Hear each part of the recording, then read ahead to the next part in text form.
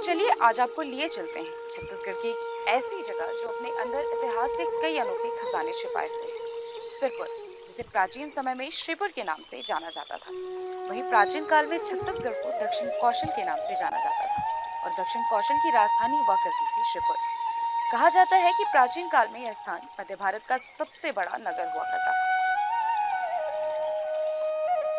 छत्तीसगढ़ की राजधानी रायपुर से 85 किलोमीटर की दूरी पर महासमुंद जिले में महानदी के किनारे स्थित है सिरपुर। महासमुंद जिला मुख्यालय से सिरपुर की दूरी लगभग 38 किलोमीटर है। सिरपुर भारत का एक ऐसा ऐतिहासिक खजाना है जिसकी प्रसिद्धि पूरे देश में है।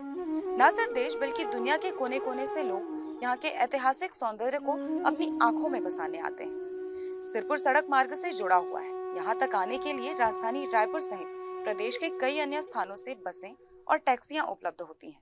स्वयं के वाहनों से भी सिरपुर जाया जा सकता है।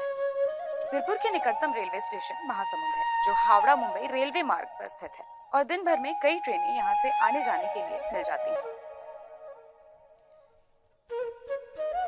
तो हम नेशनल हाईवे 53 से थोड़ा सा कटते हैं लेफ्ट साइड की तरफ, जहाँ पर आपको बोर्ड लिखा हुआ मिलता है।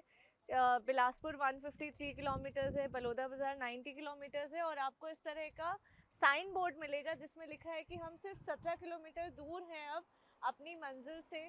तो चलिए हम बढ़ते हैं सिरपुर की ओर और आपको दिखाते हैं रास्ता कैसा है यहाँ से।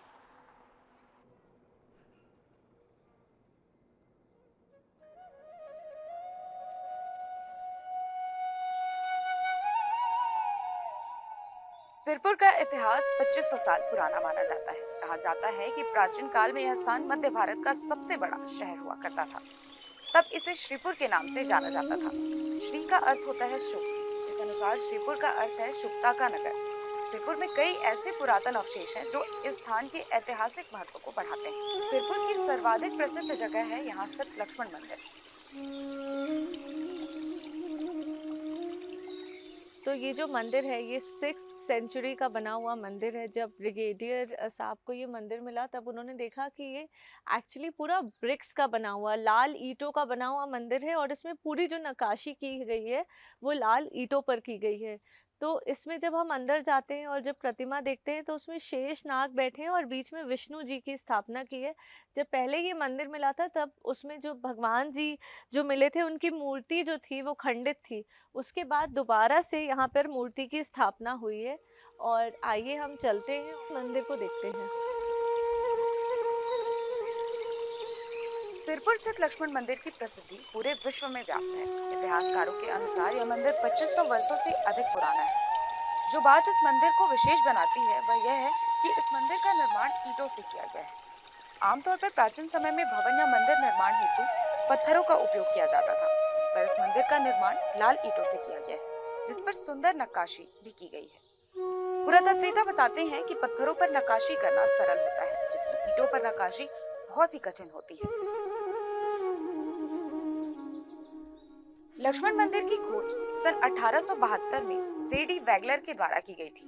विशेष बात यह है कि यह मंदिर उत्खनन के द्वारा प्राप्त नहीं है, बल्कि इसकी खोज जंगल के बीच हुई थी। इतिहासकार बताते हैं कि इस मंदिर का निर्माण महाशिव गुप्त बालार्जुन की माता रानी वसाटा के द्वारा अपने पति की याद में करवाया गया था।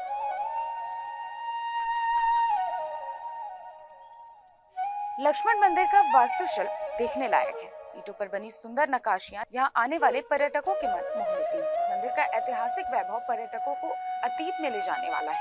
सिरपुर का प्राचीन लक्ष्मण मंदिर स्थापत्य कला का अनोखा उदाहरण है।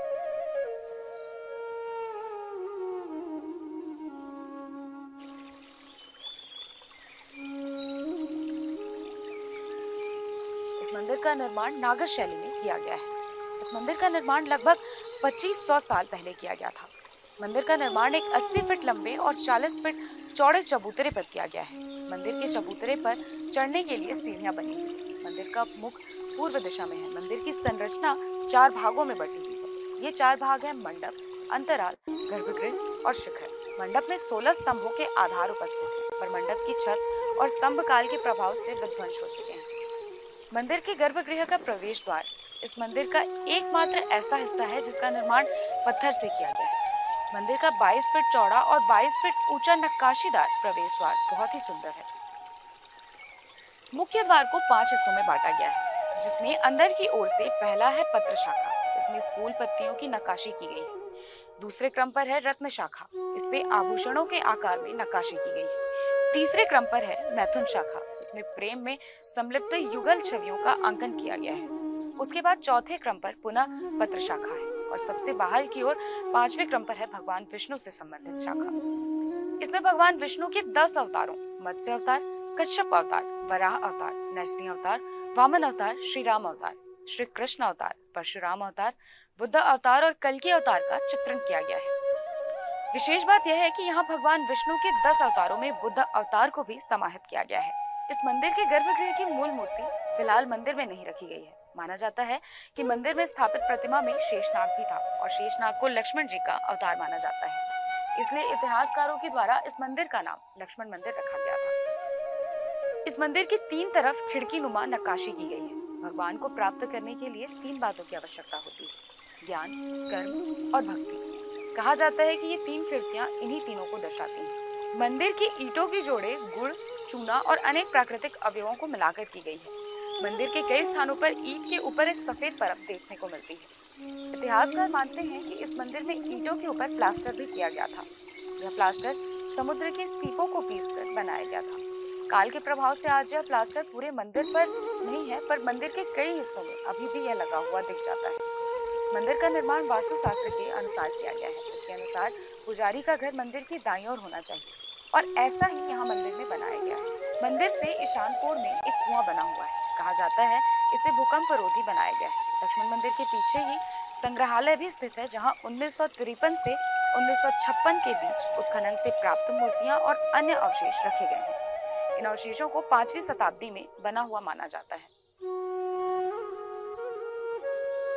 लक्ष्मण मंदिर के अलावा सिरपुर में और भी कई आकर्षण के केंद्र स्थित हैं। यहाँ प्राचीन काल में एक बहुत बड़ा नगर स्थित था। महान शासक बालार्जुन के काल में यहाँ का वैभव अपने चरम पर था, इसलिए इस स्थान को वैभवी नगर के नाम से भी जाना जाता है। यह स्थान बड़ा होने के साथ साथ हिंदू, बौद्ध और जैन धर्मों का समागम स्थल भी था। सिरपुर से मिले पुरातात्विक अवशेष इस बात की ओर इशारा करते हैं कि प्राचीन समय में यह स्थान धार्मिक समन्वयों का एक बड़ा केंद्र था। यहाँ अब तक खुदाई में 39 स्मारक मिल चुके हैं, जिसमें से 21 शिव मंदिर, 5 विष्णु मंदिर, 10 बौद्ध विहार, 1 जैन विहार और एक बहुत बड़ा मार्केट कॉम्प्लेक्स और दूसरी शताब्दी का एक स्तूप मिला है। सिरपुर में प्राचीन काल का प्रधानमंत्री कार्यालय भी प्राप्त हुआ है।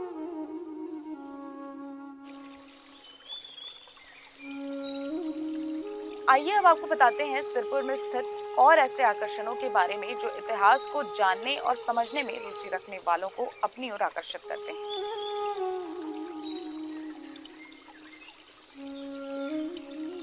सिरपुर में स्थित और ऐसे स्थान भी हैं जो ऐतिहासिक दृष्टि से बहुत अधिक महत्वपूर्ण है। ऐसा ही एक स्थान है सुरंग टीला।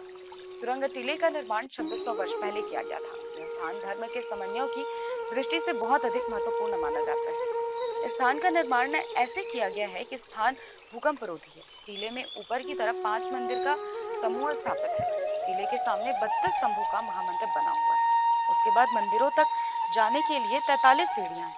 मंदिर की ऊंचाई 40 फीट है। ऊपर मंदिरों में 4 मंदिर शिव जी के और 1 मंदिर गणेश जी को समर्पित है। मंदिर की दाईं ओर पुजारी के रहने का स्थान बना हुआ है। मंदिर परिसर में ही प्राचीन काल की तंत्र मंत्र साधना वाला स्थान भी स्थित है।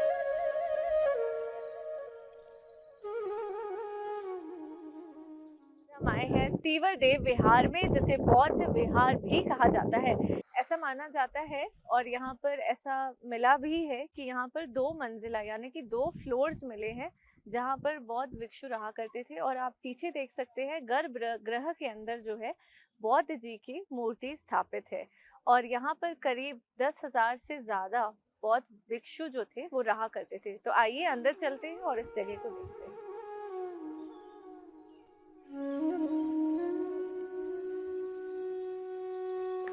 इसके अलावा सिरपुर में प्राचीन काल का बौद्ध विहार भी प्राप्त हुआ है। इसे तीवर देव विहार के नाम से जाना जाता है।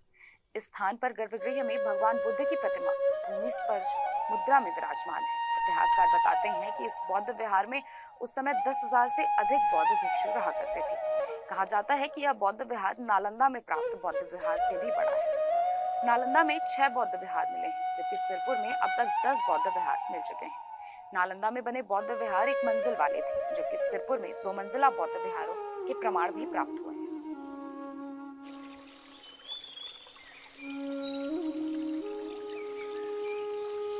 इसके अलावा सिरपुर में एक जैन विहार और विश्व के सबसे बड़े प्राचीन बाजार के साक्ष्य भी मिले हैं। कहा जाता है कि महानदी के रास्ते यहाँ लोग और बौद्ध भिक्षु व्यापार, चिकित्सा और शिक्षा के लिए आते थे।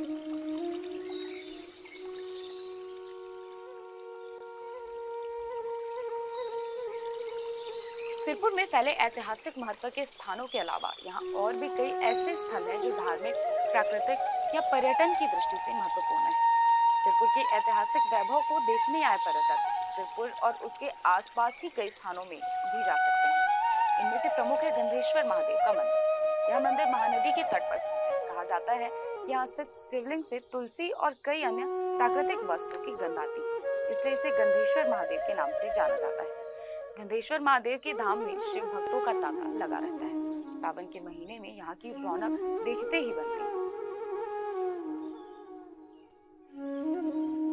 इसके अलावा सिरपुर स्थित राम मंदिर भी दर्शनीय है। यह मंदिर लक्ष्मण मंदिर के ठीक सामने स्थापित है और इसके बहुत कम ही अवशेष बचे हुए हैं।